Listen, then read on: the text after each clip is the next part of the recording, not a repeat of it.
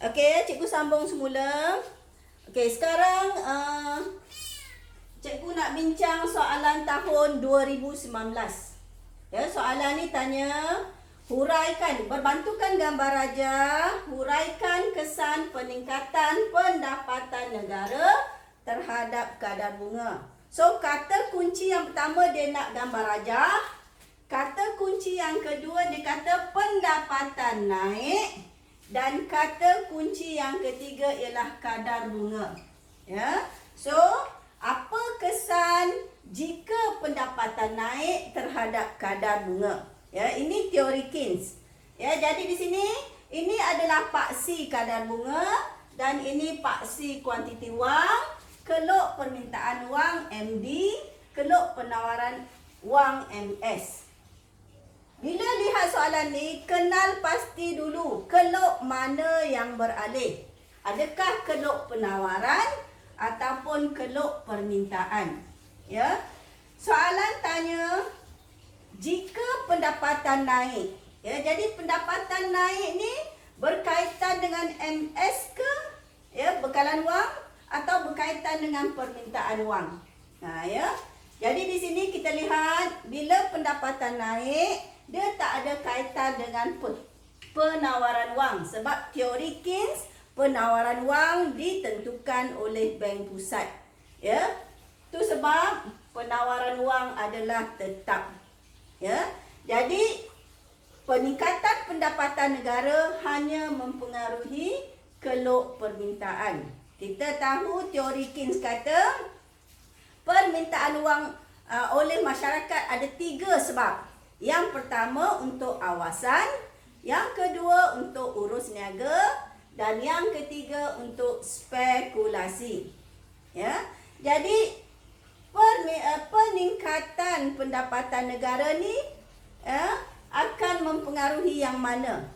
Adakah awasan, urus niaga atau spekulasi? Ya, kita dah belajar hari Selasa yang lepas, ya.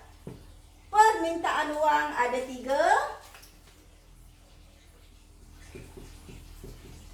Ya, urus niaga, awasan, spekulasi. Ada 3 sahaja.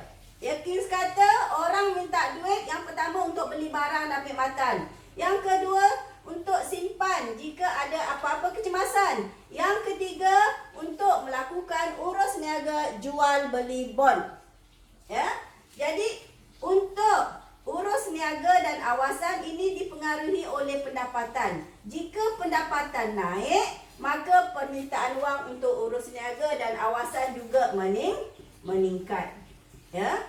Manakala spekulasi tidak dipengaruhi oleh pendapatan, sebaliknya dipengaruhi oleh kadar bunga. Ya.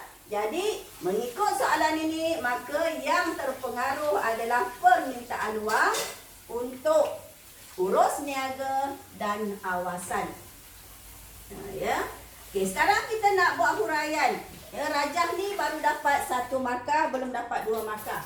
So, keseimbangan asal tercapai apabila keluk MS sama dengan keluk MD kosong. Di sini awak tak tulis kosong, so tak ada markah nanti. MD kosong. Ya. Pada titik I kosong, ya. Ini 1 markah. Kadar bunga asal R kosong dan kuantiti wang asal ialah Q kosong. Barulah 1 markah, 1 markah, 2 markah. Ya. Sekarang kita pergi kepada huraian. Tengok soalan. Apabila pendapatan naik. Ya. Apabila pendapatan naik, ya, maka masyarakat akan meningkatkan permintaan wang untuk urus niaga dan awasan. Ya. 1 markah. Dia beritahu tentang, ya, pendapatan naik, maka permintaan wang untuk urus niaga dan awasan naik. Okey, sekarang peralihan keluk. Keluk beralih ke kanan. Ya, keluk beralih ke kanan. Okey, so ke kanan ke sinilah.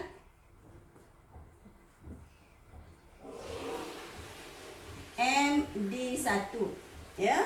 Maka titik kesimangan yang baru adalah I1, kadar bunga R1, kuantiti wang tetap sama Q0 sebab penawaran wang tak beralih. Yang beralih ialah keluk permintaan wang.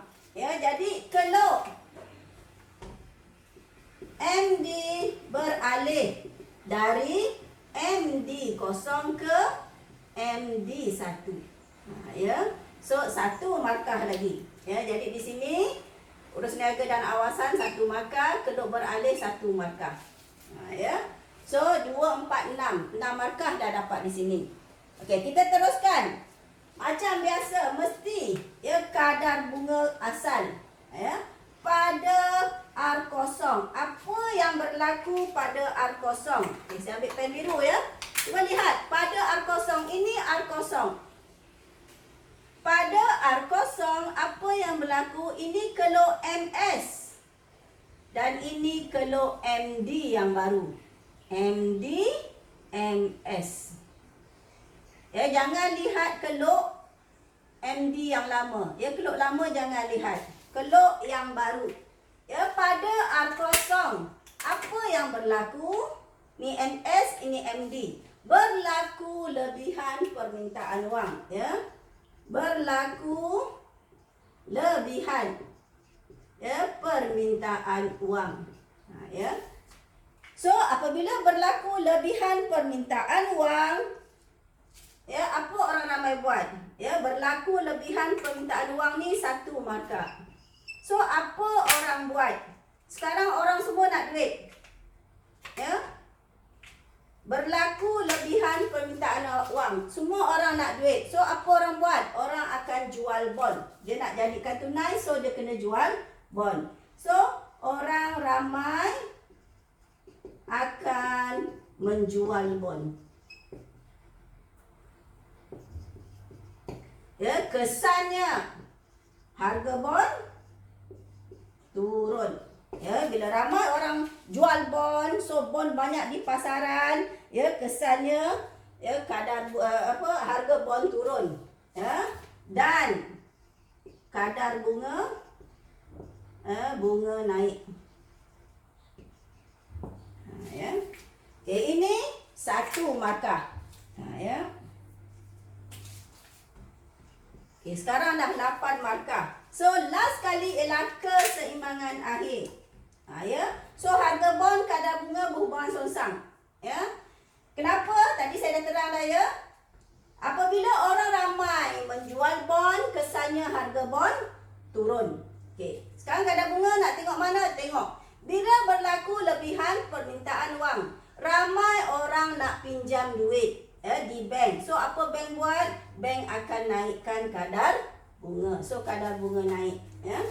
Okey. So, keseimbangan akhir ya tercapai. Kita lihat yang baru.